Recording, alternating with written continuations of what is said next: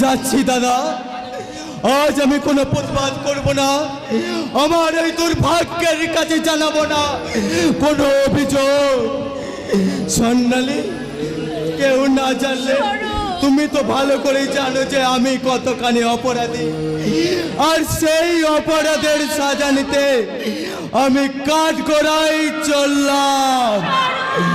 তোমার বুক ভরা দীর্ঘশ্বাস হোক আমার চলার পথের পাথেও, তোমার অভিশাপ হোক আমার জীবনের একমাত্র সঙ্গী,